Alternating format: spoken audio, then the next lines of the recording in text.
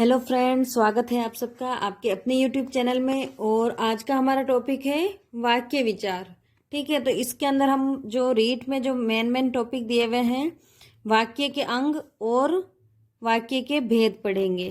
ठीक है, और आप सबको पता है कि रीट के अंदर भाषा फर्स्ट और भाषा सेकंड हिंदी के ये टॉपिक हम करवा रहे हैं। और ये हिंदी की जो व्याकरण की पुस्तक है माध्यमिक शिक्षा बोर्ड की, उसमें से हम ये टॉपिक करा रहे हैं। तो देखिए, अगर आपको वीडियो अच्छा लगता है तो लाइक करें और चैनल को सब्सक्राइब करें।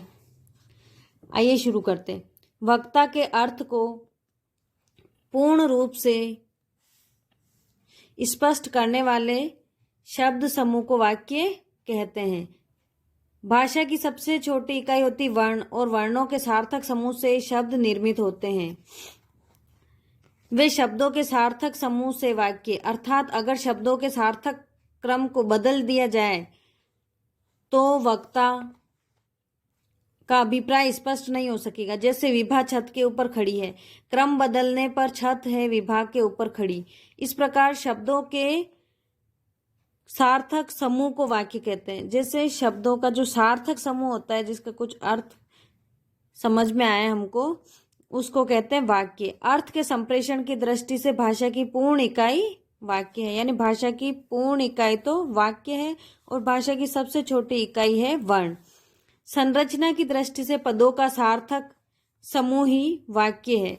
अब देखिए वाक्य के अंग, ये हमारा वाक्य के अंग जो हेडिंग है वो रीड में सीधा सीधा दे रखा है, तो ये हमारे लिए इंपॉर्टेंट हो जाता है। मुख्यतः वाक्य के दो अंग होते हैं, ये हमको ध्यान रखना है। वाक्य के दो अंग होते हैं, पहला है उद्देश्य और दूसरा है विधेय। उद्देश्य, वाक्य में जिसके संबंध में कुछ कहा जाता है उसे उद्देश्य कहते हैं। वाक्य में कर्ता ही उद्देश्य होता है, यानी जो कार्य करता है, जो क्रिया को करता है, वो ही कर्ता होता है और उसी को ही, कर्ता को ही उद्देश्य कहा जाता है। दादाजी ने पूजा की। अब यहाँ पर पूजा का कार्य संपन्न किसके द्वारा किया जा रहा है? दादाजी के द्वारा। तो यहाँ पर दादाजी हैं, वो क्या हो गए? उद्देश्य हो गए। दूसरा उदाहरण देखिए, लड़के खेल रहे हैं। अब ये खेलने क्रिया किसके द्वारा की जा रही है? लड़कों के द्वारा। तो यहाँ पर लड़के उद्देश्य हो जाते हैं। इन वाक्यों में दादाजी व लड़कों के बारे में बताया जा रहा है, अर्थात ये दोनों उद्देश्य हैं। विधेय, उद्देश्य अर्थात कर्ता के संबंध में वाक्य में जो कुछ भी कहा जाता है वह विधेय होता है। अब कर्ता जो कुछ भी कार्य कर रहा है, जो कुछ भी क्रिया कर रहा है, उस पूरे को क्या कहेंगे? विधेय। जैसे मोर नाच रहा है, बालक दूध पी रहा है। तो अब देखिए, ये जो मोर है, ये बालक है, ये दोनों तो क्या हो जाते हैं? उद्देश्य हो जाते हैं हमारे। ठीक है, और ये जो नाच रहा है, दूध पी रहा है, ये दोनों क्या हो जाते हैं? विधेय। ठीक है, तो इस टॉपिक से एग्जाम में बहुत सरल से प्रश्न आते हैं, लेकिन अगर हमको उद्देश्य और विधेय के बारे में ध्यान नहीं है तो फिर हम थोड़ा इसको सही सरल, एकदम इजी सा क्वेश्चन आता है लेकिन हम उसको सरल कर नहीं पाते हैं एग्जाम में, है ना। तो केवल इसमें इतना सही था, बहुत सरल था ये टॉपिक। अब देखिए, दूसरा है हमारा वाक्य के भेद। ये भी हमारा सीधा सीधा रीट में टॉपिक दिया हुआ है कि वाक्य के भेद या प्रकार। तो अब देखिए, यहाँ पर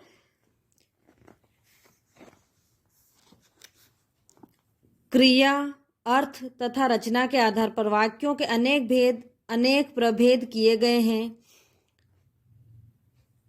क्रिया के आधार पर, जैसे देखो, क्रिया के आधार पर करे हुए हैं वाक्य के भेद, अर्थ के आधार पर किए हुए हैं और रचना के आधार पर। तो अब यहाँ पर हम आज केवल और केवल क्रिया के आधार पर जो वाक्य के भेद हैं वो पढ़ेंगे। देखिए इसमें क्या क्या आते हैं। क्रिया के आधार पर, क्रिया के अनुसार वाक्य तीन प्रकार के होते हैं। पहला है कृतवाच्य। जब वाक्य में क्रिया का संबंध सीधा कर्ता से होता है, वह क्रिया के लिंग वचन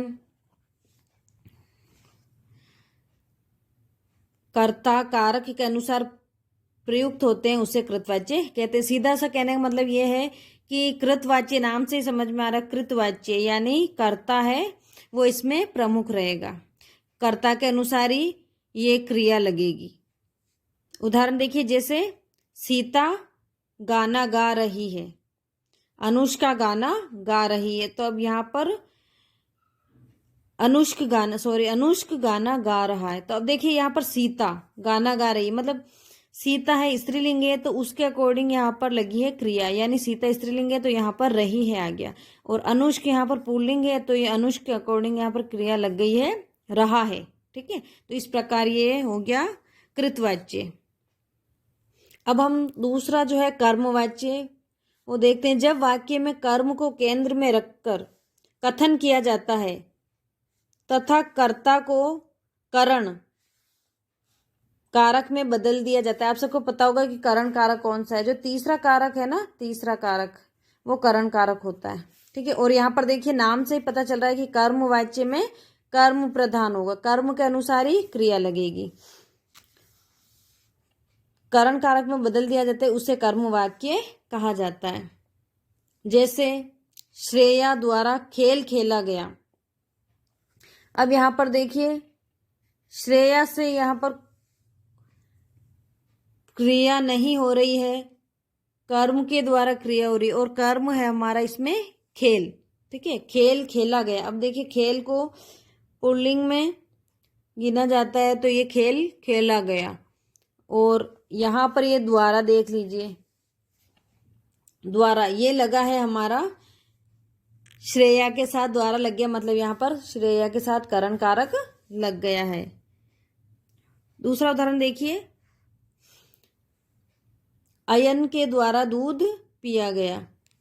अब अयन है उसके द्वारा दूध पिया गया, तो जो दूध है उसको पुल्लिंग में मानते इसलिए उसके द्वारा पिया गया। और अगर देखिए अगर हम कृतवाच्य में देखेंगे ना तो यहाँ पर श्रेया होता तो यहाँ होता है श्रेया खेल खेलती है, अयन खेल खेलता है, श्रेया दूध पीती है, अयन दूध पीता है, इस प्रकार से होगा। लेकिन यहाँ पर देखिए यहाँ पर स्त्रीलिंग और पुल्लिंग से कोई फर्क नहीं पड़ा, यहाँ पर हमने क्या देखा, डायरेक्ट कर्म देखा।